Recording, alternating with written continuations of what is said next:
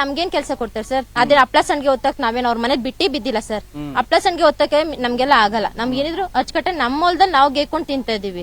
ನಮ್ಮ ಹೊಲ ಕಿತ್ಕೊಳಕ್ ಅವ್ರಿಗೆ ಯಾವ್ದೇ ರೀತಿ ರೈಟ್ಸ್ ಇಲ್ಲ. ಹಂಗೂ ಬೇಕು ಅಂದ್ರೆ 2 ಕೋಟಿ ನಾವೇ ರೈತರೆಲ್ಲ ಸೇರಿ ಕೊಟ್ಬಿಡ್ತೀವಿ. ಪಾಪ 1.5 ವರ್ಷದಿಂದ ರೈತರು ಬೈರ್ಮಂಗಲದಲ್ಲಿ ಕುತ್ಕೊಂಡು ಹೋರಾಟ ಮಾಡಿ ಮಾಡಿ ಸಾಕಾಗ್ಬಿಟ್ಟವ್ರೆ.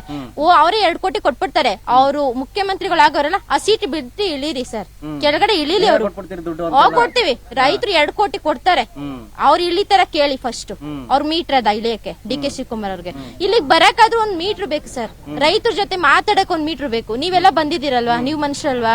ಅವ್ರೇನು ಅವ್ರ ದನನ ಬಂದಿಲ್ಲ ಸರ್. ಅವ್ರು ಒಂದು ದಿನಕ್ಕೂ ಬಂದ್ ನೋಡಿಲ್ಲ. ಬಾಲಕೃಷ್ಣ ಅವರೇ ಬಂದಿಲ್ಲ. ಅವ್ರೆಲ್ ಬರ್ತಾರೆ? ಬಾಲಕೃಷ್ಣ ಅವ್ರು ಬಂದಿ ರೈತರ ಜೊತೆ ಒಂದ್ ಮುಖಾಮುಖಿ ಮಾತಾಡಿರೋದು ಕೂಡ ಎಲ್ಲೂ ಇಲ್ಲ ಸರ್. ಫಸ್ಟ್ ಅವ್ರನ್ನ ಕರ್ಸಿ, ಅವ್ರು ಬಂದಿ ಹಿಂಗ್ ಮಾತಾಡ್ಲಿ. ರೈತರಿಲ್ಲ, ಅದು 80% 20% ಹೇಳ್ತಾರಲ್ಲ, ಎಲ್ಲ ಉಲ್ಟಾ ಪಲ್ಟಾ ಹೇಳ್ತಿದಾರೆ ಸರ್. ಯಾರು ಕೂಡ ಇಲ್ಲಿ ರೈತರು ಯಾರು ಕೂಡ ಒಂದು ಇಷ್ಟು ಕೂಡ ಜಮೀನ್ ಕೊಡೋಕೆ ಯಾರು ರೆಡಿ ಇಲ್ಲ. ಯಾರು ಕೊಡೋದು ಇಲ್ಲ.